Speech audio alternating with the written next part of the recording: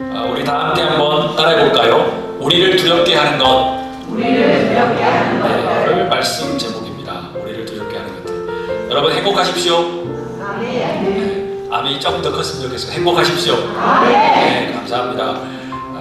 오늘 예배에 오신 여러분을 사랑하며 축복합니다. 아멘. 왜냐하면 우리가 돈이 그렇게 많지는 않더라도 우리는 영원한 생명을 이미 받은 거잖아요. 그럼 얼마나 행복하겠습니까?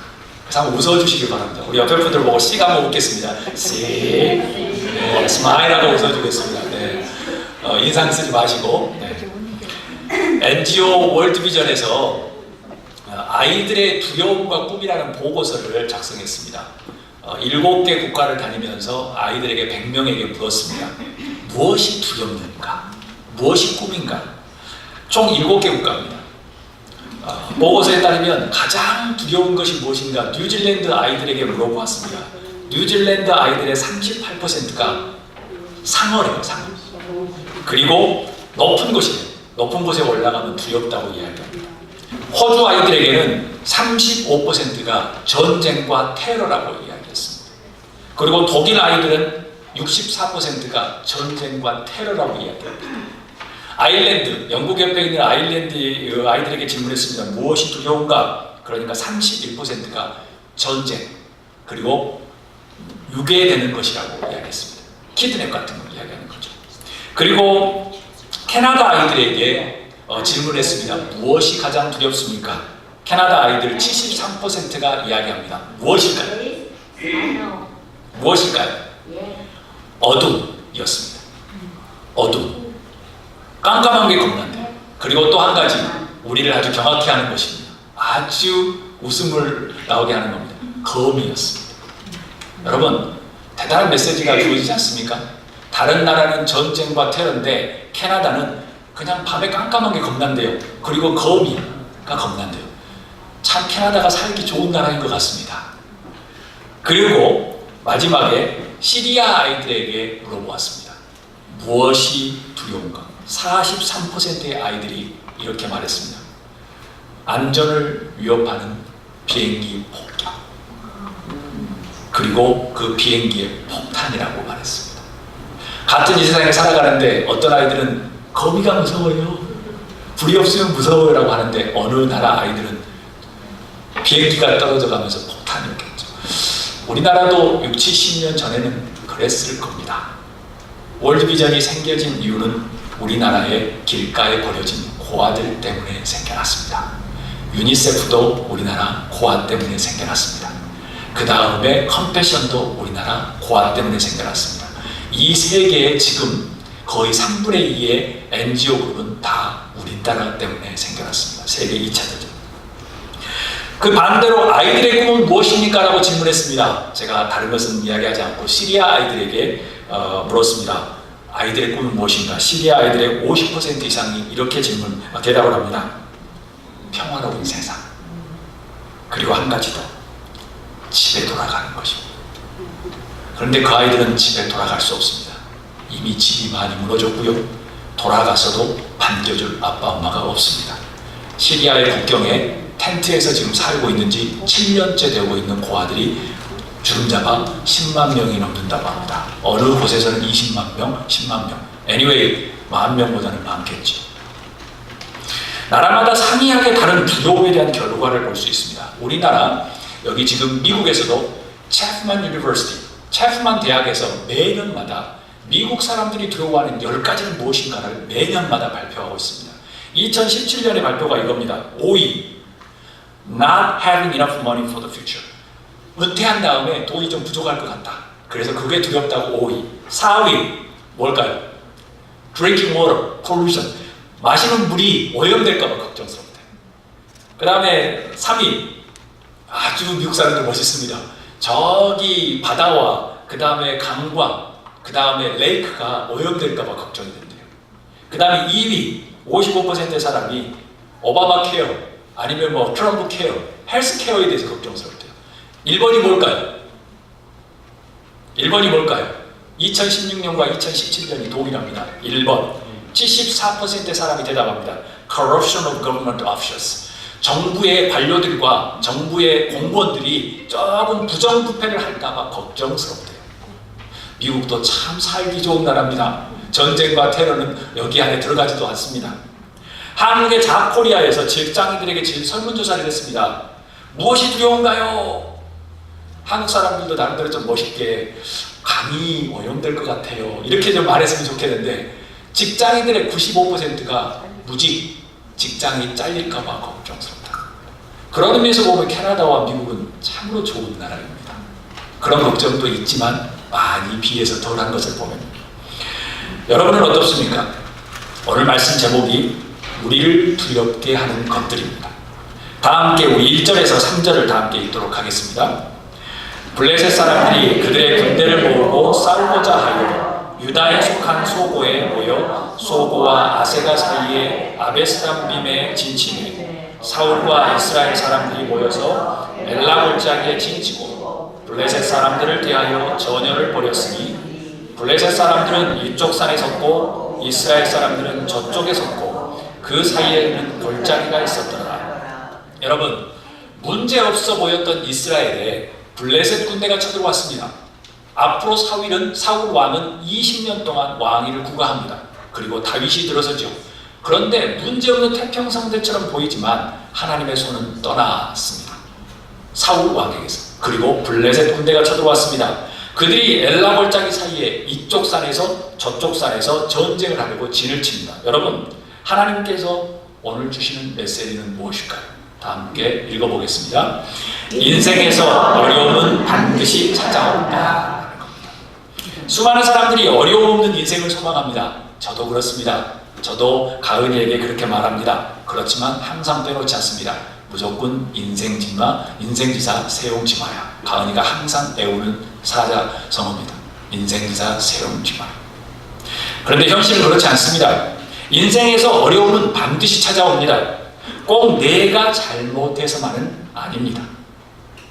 내 자신은 열심히 살지라도 타인에 의해서 불가피하게 오는 어려움들도 있습니다.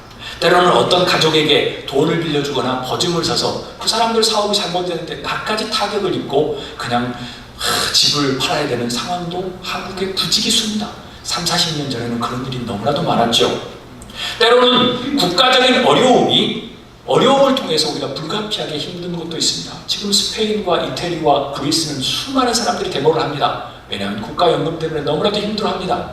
어느 나라는 물가가 10,000배가 올랐고 자기들은 열심히 살았는데 국가의 잘못된 운영 때문에 자기들은 그렇게 어려움을 겪기도 합니다.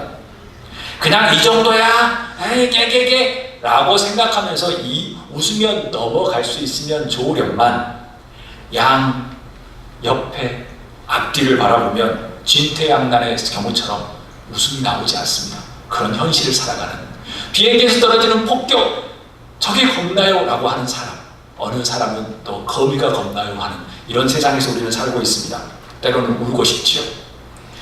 여러분들의 경험상 이런 인생의 역경을 만나면 여러분은 어떻게 이기셨습니까? 지금 60 후반, 70, 80 넘으신 분들 계시잖아요. 여러분들의 수많은 역경이 있었는데 어떻게 이기셨습니까? 어찌 보면 인생에는 오색찬란한 어려움과 역경들이 반드시 찾아온다고 인정하고 나면 훨씬 더 조금 편할 텐데, 어려움과 역경을 신앙의 눈으로 하나님께서 여러분과 저를 위해서 예비하신 것이라고 믿으시면 어떨까요? 요컨대 어려움과 역경은 저의 신앙으로는 하나님이 계획하신 축복입니다. 아멘? 아멘. 너무 억지인가요? 너무 억지인가요? 여러분, 어려움과 역경 속에서 지금 힘들어하고 계십니까? 아유, 저거는 참 편한 것 같아. 목사님 말도 말아요. 내가 돼봐요. 얼마나 힘든데 라고 생각하신 분 많이 계시죠? 여러분과 어떤 상황이 지금 대치하고 있습니까? 이쪽 산에서 저쪽 산에서 강을 하나를 두고 하나님께서 여러분의 상황과 신음소리를 들으시고 속히 이기게 하시리라 저는 확신합니다. 아멘. 다 함께 4절 7절 말씀을 읽도록 하겠습니다. 블레셋 사람들의 진영에서 싸움을 도두는 자가 왔는데 그의 이름은 골리앗이요 가드 사람이라. 그의 키는 6규빗 한 뼘이요 머리에는 노투구를 썼고 몸에는 비늘 갑옷을 입었으니 그 갑옷의 무게가 놋 5천 세겔이며 그 다리에는 놋 갑반을 쳤고 어깨 사이에는 놋 단창을 메었으니 그 창 자루는 배틀채 같고 창날은 철 600세겔이며 방패든 자가 앞서 행하더라. 드디어 블레셋 진영에 골리앗이라는 거인이 나타났습니다. 키가 9핏입니다. 제가 6핏하고 하나입니다. 9핏이면 아주 크겠죠. 키만 큰 게 아니라 건장했습니다. 녹가복, 투구 125핏, 그 다음에 창, 배틀 창 같고요. 창날이 15파운드입니다. 방패 드는 사람이 있다고 묘사합니다. 왜 성서는 이렇게 묘사했을까요? 왜 이렇게 기술했을까요? 이스라엘 사람 입장에서 생각해 보아야 합니다. 왜 그럴까요? 왜 이렇게 구체적으로 묘사했을까요? 두렵기 때문에. 두렵지 않았으면 에게게 다윗처럼 홍한이야 쟤들 저 조그만한 녀석이 와서 뭐 한다고 이야기했겠죠. 그런데 구체적으로 기술한 이유는 두렵기 때문에. 두려워서. 그럼 인간의 두려움은 어디에서 발생할까요? 한번 다 함께 읽도록 하겠습니다. 두려움은 외적인 크기에서 시작한다. 두려움은 외적인 크기에서 시작합니다. 여러분 어떻게 생각하시나요? 두려움은 외적인 크기만은 아닙니다. 솔직히 생소함, 처음 접하는 것에서는 다 두렵습니다. 처음이라는 것에서 옵니다. 어떤 신뢰하는 사람의 부재, 자기가 사랑하는 사람이 죽거나 돌아가시면 두렵습니다. 또 과거의 상처, 과거에 아주 힘든 상처가 오면 두렵습니다. 과거의 사고, 교통사고 당하신 분은 교통사고의 상황이 되면 또 두렵습니다. 그러나 오늘 본문 상황에서는 외적으로 보여지는 크기에서 이스라엘 군사들이 두려움을 느끼기 시작합니다. 골리앗의 외적인 크기를 보고 군인이 두려워합니다. 여러분 제가 또 질문함을 드립니다. 이스라엘 군대가 처음부터 두려워했을까요? 아니면 힘과 용기와 키와 창이 큰 골리앗을 보고서야 두려워했을까요? 처음부터 두려워했을까요? 아니면 보고 난 다음에 두려워했을까요? 질문이 무슨 질문인지 잘 이해되지 않으시는 분도 계시는데요. 당연히 골리앗의 엄청난 모습과 크기를 보고서 두려움에 떨었습니다. 그런데 또 한 번 질문합니다. 이스라엘은 전에 골리앗과 싸워 보았을까요? 아닙니까? 아니면 싸워 본 적이 없습니까? 싸워 본 적이 없습니다. 골리앗을 처음 보았습니다. 누구도 싸워 본 적이 없습니다. 다만 겉모습이 크기 때문에 기가 죽은 겁니다. 여러분 이스라엘은 앞으로도 20년 동안 사울 왕 밑에서 엄청난 태평성대 비슷한 것을 경험합니다. 그런데 블레셋이 쳐들어왔다고 해서 겁날까요? 전혀 아닙니다. 한 사람 키가 크고 힘이 센 골리앗 한 명을 보고 지금 겁을 내는 겁니다. 아주 해프닝입니다. 경험하지 않고서 미리 두려워하는 겁니다. 여기에서 두려움의 큰 특징을 발견합니다. 즉 두려움은 여러분과 저의 마음속에서 먼저 비교하기 시작합니다. 그리고 경험하지 않는 것을 미리 머릿속에서 비교하면서 자포자기합니다. 대체적으로 두려움은 그렇습니다. 사랑하는 여러분, 여러분을 두렵게 하는 외형적인 큰 것들이 무엇입니까? 아직도 미국이 여러분의 조국인데 이제 미국이 겁납니까? 아니면 영어 때문에 겁납니까? 아니면 돈이 그렇습니까? 두려움을 느끼는 것은 잘못된 것도 죄도 전혀 아닙니다. 저도 두려움을 느끼기 때문에 그렇습니다. 우리가 흔하게 느끼는 것이지요. 모든 사람이면 흔하게 느끼는 것이 두려움입니다. 원하기는 하나님 앞에서 여러분의 두려움을 내려놓을 수 있기를 주님으로 축복합니다. 주님의 영향력 안에 거하십시오. 그렇지 않으면 그 두려움은 계속 끊이지 않을 겁니다. 제가 8절에서 10절을 읽습니다. 그가 서서 이스라엘 군대를 향하여 외쳐 이르되 너희가 어찌하여 나와서 전열을 벌였느냐? 나는 블레셋 사람이 아니며 너희는 사울의 신복이 아니냐? 너희는 한 사람을 택하여 내게로 데려오너라. 그가 나와 싸워서 나를 죽이면 우리가 너희의 종이 되겠고 만일 내가 이겨 그를 죽이면 너희가 우리의 종이 되어 우리를 섬길 것이니라. 그 블레셋 사람이 또 이르되 내가 오늘 이스라엘의 군대를 모욕하였으니 사람을 보내어 나와 더불어 싸우게 하라 한지라. 다 함께 11절 말씀 읽습니다. 사울과 온 이스라엘이 블레셋 사람의 이 말을 듣고 크고 놀라 크게 두려워하니라. 놀라 크게 두려워합니다. 사울과 이스라엘 군사들이 골리앗의 말을 듣고 놀라 크게 두려워합니다. 여러분은 어떤 두려움을 가지고 계십니까? 혹시 지금 블레셋 군과 같은 적군과 대치 중이십니까? 아니면 풀리지 않는 문제 때문에 두려움과 걱정이 태산입니까? 저도 때로는 막 걱정이 태산입니다. 골리앗이 지금 여러분 앞에서 소리치고 있습니까? 아니면 여러분에게 골리앗과 같은 거대한 삶의 장벽과 역경이 여러분을 지금 맞다르며 진치고 있습니까? 어떤 것입니까? 죽음, 병, 돈, 직장, 아니면 공부, 아니면 건강, 테러, 오염, 자동차, 기후.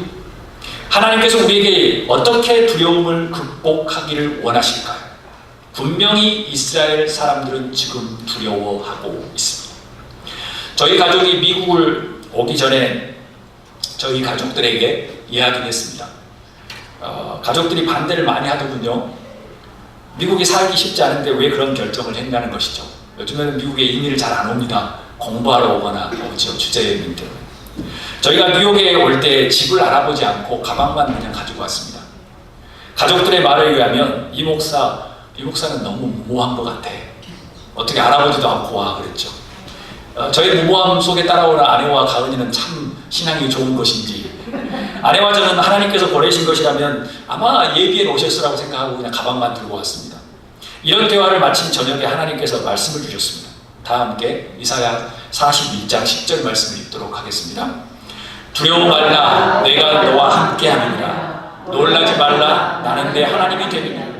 내가 너를 굳세게 하리라. 참으로 너를 도와주리라. 참으로 나의 의로운 오른손으로 너를 붙들리라.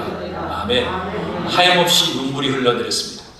솔직히 외톨이가 되는 느낌이었기 때문입니다. 그때 하나님은 저에게 손을 내밀어 이렇게 안아주셨습니다. 상훈아, 두려워하지 마. 내가 너와 함께 할 거야. 놀라지 마라. 내가 너의 하나님이란다. 내가 너를 강하게 해줄 거야. 내가 너를 도와줄 거니까 걱정하지 마. 나의 강한 의로운 오른손으로 너와 아내와 딸을 붙들 거야 라고 말씀하셨습니다. 결국 우리 가족의 무모함 가운데 하나님은 함께 하셨죠. 저희는 미국 대사관에서 여권의 비자를 받기도 전에 이삿짐을 먼저 보내고 말았습니다. 웃음이 안 나오신 거 보니까 상황을 잘 모르시군요. 이삿짐을 보내고 말았습니다. 웃으셔야 합니다. 왜냐하면 비자가 안 나오면 이삿짐은 따로 가고 저희는 못 가게 되는 겁니다. 지금 생각해보면 아찔한 모험과 같은 대책 없는 아주 무식한 용감함이었죠. 대사관에서 비자를 받고 나오는 광화문 광장이 왜 이렇게 아름다웠던지요. 사랑하는 여러분, 두려움이란 허상 같은 것처럼 보이는 것은 불과 겉모습인 겁니다. 아직 경험하지 못했더라도 두려움은 솔직히 말하면 우리를 잠식하고 기죽게 하고 주저앉게 만듭니다. 그게 현실입니다. 저에게도 어둠의 세력은 항상 속삭입니다. 이 목사 포기해. 또 두렵잖아. 이제 됐어. 그 정도만 하면 돼. 여러분, 두려움이 몰려오는 순간이나 또는 골리앗과 같은 그런 적군과 대치중에 있습니까? 아니면 골리앗이 여러분을 모함하고 모욕을 주고 있습니까? 아니면 골리앗이 날마다 옆에 속삭입니까? 포기해. 그만해. 이제 됐어. 오직 유일한 방법은 여러분의 하나님의 이름을 구하는 방법밖에 없습니다. 하나님의 얼굴을 바라보십시오. 하나님께서 여러분을 붙드시고 위로하시고 도와주실 것입니다. 아멘. 하나님의 붙드심이 여러분을 감동케 하기를 주님으로 축복합니다. 하나님이 말씀하십니다. 내가 너와 함께 함이라. 또한 하나님께서 어떻게 큰 골리앗을 물리치게 하실까요? 예수님께서 저녁이 되어서 예수님과 제자들이 갈릴리 바다에서 배를 타고 건너시는데 거센 풍랑을 만납니다. 그리고 파도가 배 안을 덮쳤습니다. 물이 배에 가득 차게 되었습니다. 다 함께 마가복음 4장 38절에서 40절 한 목소리 읽도록 하겠습니다. 예수께서는 고물에서 베개를 베고 주무시고 계셨다. 제자들이 예수를 깨우며 말하였다. 선생님, 우리가 죽게 되었는데도 아무렇지도 않으십니까? 예수께서 일어나 바람을 꾸짖으시고 바다더러 고요하고 잠잠하여라 하고 말하시니 바람이 그치고 아주 고요해졌다. 예수께서 그들에게 말씀하셨다. 왜들 무서워하느냐? 아직도 믿음이 없느냐? 제자들이 이 풍랑을 맞았던 날 낮에는 과연 어떤 일이 났을까요? 이 풍랑을 만나던 날 낮에는 어떤 일이 났을까요? 놀라지 마십시오. 그날 낮에는 인류 역사상 최고의 설교였던 마태복음 5장 산상수훈이라는 위대한 설교를 사역하던 날 저녁입니다. 어떤 의미입니까? 아무리 위대한 사역을 하고 대단한 일을 할지라도 인생의 풍랑은 무조건 몰아친다는 겁니다. 아무리 대단한 걸 할지라도 인생의 풍랑은 우리가 할 수가 없다는 거예요. 하나님의 뜻일 수도 있고 내 잘못일 수도 있고 나는 잘해도 다른 사람에 의해서일 수도 있다는 겁니다. 그것이 곧 우리를 성숙하게 하고 그것이 곧 축복이라고 믿으면 극복할 수 있지만 그러지 않으면 또 어둠의 세력에게 우리가 지는 것이죠. 여러분, 흥미로운 것은 예수님은 죽으시고 계셨습니다. 선생님, 우리 죽게 내버려 두시나요? 여러분, 예수님의 직업이 뭡니까? 목수셨습니다. 제자들의 직업은 무엇입니까? 어부. 그러면 어부가 목수한테 살려달라고 말하면 되는 거예요? 안 되는 거예요? 안 되는 겁니다. 좀 웃기시죠? 어부가 지금 자기가 전문가인데 목수한테 가서 살려달라고 깨우는 겁니다. 그런데 중요한 것이 있습니다. 어부가 목수에게 풍랑이 일었다고 짜증입니다. 예수님께서 말합니다. 고요하고 잠잠해! 라고 꺼주시니까 바람이 그치고 아주 고요해졌습니다. 아멘? 아멘. 기억하십시오. 분명히 자기가 전문 분야였지만 자기 방식대로 안 하고 예수님을 깨우신 겁니다. 자기가 잘나서 그걸 해결하려고 한 게 아니라 예수님을 깨운 겁니다. 예수님이 믿음이 없냐고 할 때 핀잔을 준 게 아닙니다. 너의 믿음을 사용하라는 거죠. 너희가 잘못했다고 말하는 게 아닙니다. 너의 믿음을 사용하라는 겁니다. 내가 가지고 있는 것이 크다는 거예요. 제자들이 분명 전문가였지만 그 전문가들도 목수였던 아무것도 모르는 것처럼 보이지만 그날 말씀을 선포하는 걸 보니까 위대하신 분 같다. 그래서 예수님을 깨운 겁니다. 도와주세요라고 이야기해요. 사랑하는 여러분, 여러분 앞에 여러분을 두렵게 하는 골리앗이 지금 고함치고 있습니까? 너는 안 돼. 너는 항상 그 정도야. 너는 그것밖에 안 돼. 너가 뭐 잘하는 것이라도 있어? 포기해. 이제 끝이야. 라는 그런 소리가 항상 들리십니까? 여러분 기억하십시오. 하나님은 우리의 영적인 아버지십니다. 그리고 우리는 그분의 자녀입니다. 이미 우리는 영원한 나라를 소유한 사람입니다. 골리앗에게 되려 꽂으십시오. 뭐라고요? 고함치십시오. 뭐라고요? 아주 거룩한 손을 들어서 거대한 골리앗과 그 두려움에게 선포하십시오. 너 골리앗 조용해. 조용하란 말이야. 나는 하나님의 자녀야. 나는 하나님의 자녀야. 하나님께서 나와 함께 하신다 라고 선포하는 여러분이 될 수 있기를 주님으로 축복합니다. 이 시간 다 함께 이 말씀을 생각하면서 기도했으면 좋겠습니다.